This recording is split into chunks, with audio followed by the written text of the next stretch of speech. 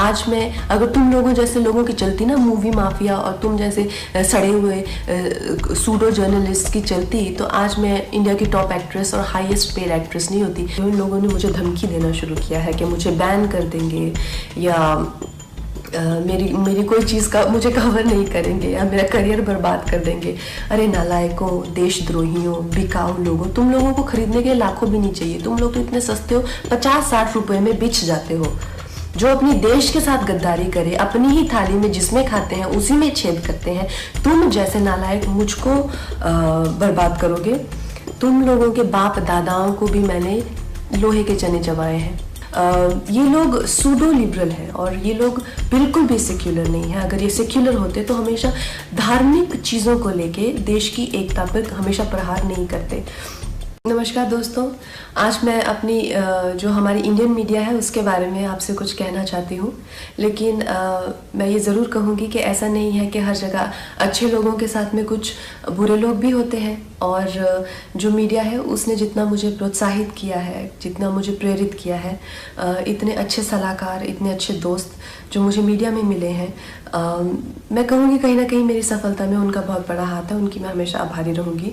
लेकिन जो दीमक की तरह जो एक सेक्शन मीडिया का है जो हमारे देश में दीमक की तरह लगा हुआ है और उसको धीरे धीरे करके उसकी गरिमा को, उसके अस्मिता को, देश की इंटेग्रिटी को, देश की एकता को आए दिन अटैक करता रहता है। आए दिन इनके जो भी है झूठी अफवाहें फैलाते रहते हैं। अपने गंदे भद्दे विचार, देशद्रोहिता के जो विचार हैं वो ओपनली सबके सामने रखते हैं। और इनके खिलाफ हमारे कॉन्स्टिट्यूशन में किसी भी तरह का कोई भी ना पेनल्टी है और ना ही कोई सज़ा है।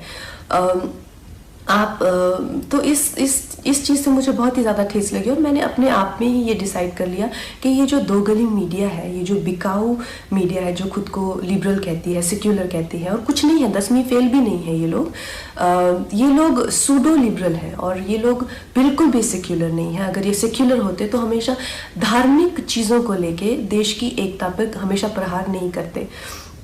ऐसे ही एक चिंदी से जर्नलिस्ट को मैं 1-2 दिन पहले एक प्रेस कॉन्फ्रेंस में मिली। तो उसी की तरह बहुत सारे लोग हैं जो जितने भी हमारे जो सीरियस इश्यूज़ हैं, हमारे जो सीरियस कॉजेज़ हैं। वर्ल्ड एनवायरनमेंट में डे के दिन मैंने प्लास्टिक बैन को लेके एक कैंपेन किया था जिसमें मैंने प्लास्टिक के ख़िलाफ़ ईशा योगा सेंटर के साथ में काफ़ी कुछ एक्टिविटीज़ की थी। इस जर्नलिस्ट को मैंने उसकी खिल्ली उड़ाते हुए देखा। फिर मैंने काउ स्लॉटर के अगेंस्ट, एनिमल क्रूलिटी के अगेंस्ट एक कैंपेन किया, उसका भी ये मजाक उड़ा रहा था। एक शहीद पे मैंने फिल्म बनाई, उसके नाम की खिल्ली उड़ा रहा है। और प्लीज़ आप ये गौरतलब ये है कि इनके पास किसी भी तरह का कोई तर्क वितर्क, समीक्षा या विचार जो कि एक पत्रकार का हक है, उस तरीके से नहीं गाली गलौज करके, गंदी बातें लिख के प्रोफेशनल ट्रोल्स जो हैं खुद को मुफ्त का खाना खाने पहुंच जाते हैं ये हर जगह प्रेस कॉन्फ्रेंस पे। मैं जानना चाहती हूँ कि कोई तो क्राइटेरिया होना चाहिए कि अगर आप खुद को जर्नलिस्ट कह रहे हैं, क्या आपने किया हुआ है? मुझे एक अपना लिखा हुआ कोई ना कोई एक पीस या एक ब्लॉग, जैसे मैं खुद को अगर कलाकार कहती हूँ तो कुछ तो होना चाहिए टू माई क्रेडिट। आप खुद को क्यों पत्रकार कह रहे हैं? किस लिए आप पत्रकार बने हुए हैं? इन 3-4 लोगों ने मिलकर, क्योंकि मैंने उस इंसान के प्रश्नों का उत्तर देने से मना कर दिया, मैंने कहा एक इंटरनेशनल को मैं क्यों एंटरटेन करूं? मेरे पास किसी भी तरह के देशद्रोही के लिए 0% टॉलरेंस है। तो 3-4 लोगों ने मिलकर मेरे खिलाफ एक कोई गिल्ड बनाई है, शायद कल ही बनी है, ना ही उसकी कोई मान्यता ही है और ना ही उसकी कोई धारणा ही है। तो उस गिल्ड के चलते हुए लोगों ने मुझे धमकी देना शुरू किया है कि मुझे बैन कर देंगे या मेरी कोई चीज़ का मुझे कवर नहीं करेंगे या मेरा करियर बर्बाद कर देंगे। अरे नालायकों, देशद्रोहियों, बिकाऊ लोगों, तुम लोगों को खरीदने के लाखों भी नहीं चाहिए। तुम लोग तो इतने सस्ते हो, 50-60 रुपए में बिछ जाते हो।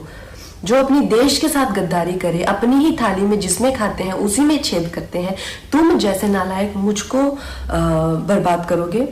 तुम लोगों के बाप दादाओं को भी मैंने लोहे के चने चबाए हैं।